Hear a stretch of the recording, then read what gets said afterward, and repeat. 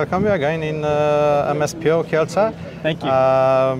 First time we can see your helicopter in Poland. This is first exhibition ever shown Viper. I don't think I think it's been in other places, but first in Poland. How you see the role of AH-1Z in a modern battlefield in net-centric systems? Well, we're in the process of integrating Link 16, which is a primarily means for for that kind of communication. So that's the first thing. The other thing is the architecture is such that it allows for the system to be modular. So for specific Polish applications, for example, the aircraft that can be integrated. It has the space, the weight, the power to accommodate that. And we're actually, with the U.S. Marine Corps, working a program to actually improve on that, so that there is the capability to integrate new systems. It already is pretty well linked in, and then the other thing that provides is, net-centric is great, but you've got to be able to do the primary wartime mission, which is, to kill tanks. And so you can see it's got Hellfire integrated. It's working in the integration of the JAGM missile, and it also has an air defense capability with the AIM-9. So it's got formidable weapon systems. It's got good interconnectivity and the ability to be tailored to the specific needs of Poland, when the time comes. I can understand you have some experience in cooperation, for example, with Abrams tanks in Marine Corps. Absolutely. Yeah. Next question, because when we buy the new combat helicopter, it will serve in Polish Army at least 30, maybe 40 years, even longer. How you can see opportunity of upgrades your helicopters in the future, in next decades?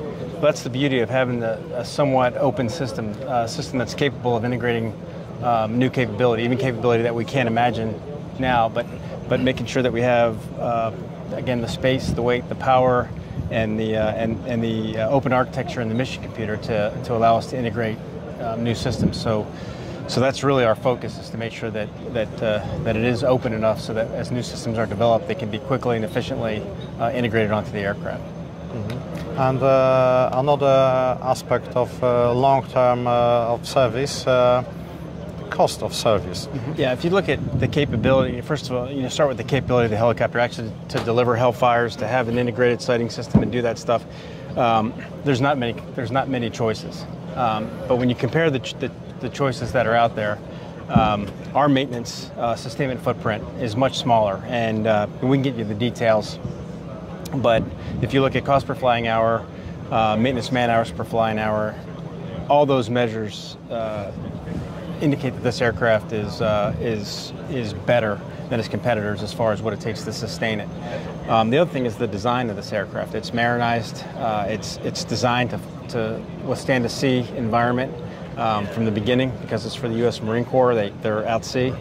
But that marinization, that hardening, helps not only in a marine environment, it helps in dust and dirt and all kinds of harsh environments, and it reduces the failure of components, and it means that maintenance is easier and quicker, and that it takes fewer maintenance man hours to keep the aircraft flying, and that translates into availability.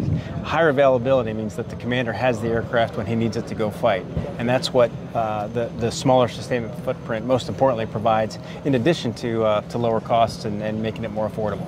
You said about maritime environment. Right.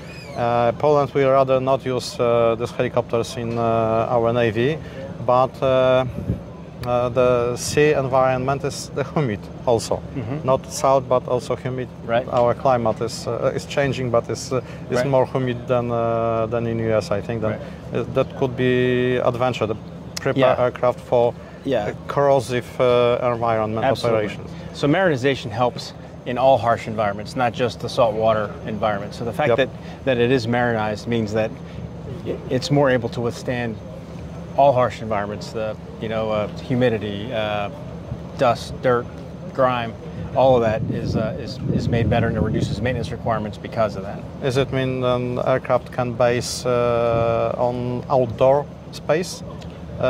Of course, in regular basis, we can provide some hangars, but in operation conditions, we need to deploy aircraft. That's right. So it's made. It's made to maintenance. We say it's made to fight in the dirt.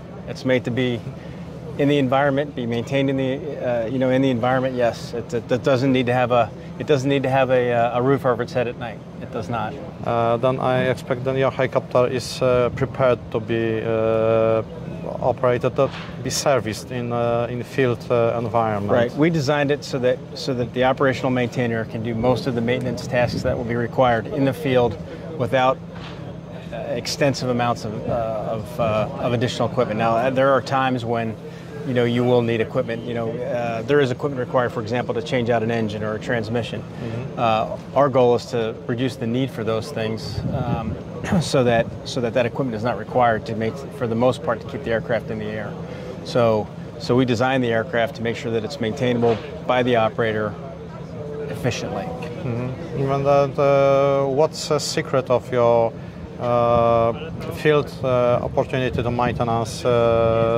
The service easy, or making longer times between overhauls or something like this? Right. Which way you select? It's the latter. It's that we design a very robust system, as simple as we can make it, so that the reduction of complexity and the robustness of design means that we extend the mean time between failure of components, reducing the requirement to do maintenance. That's really the driving force behind where the success is.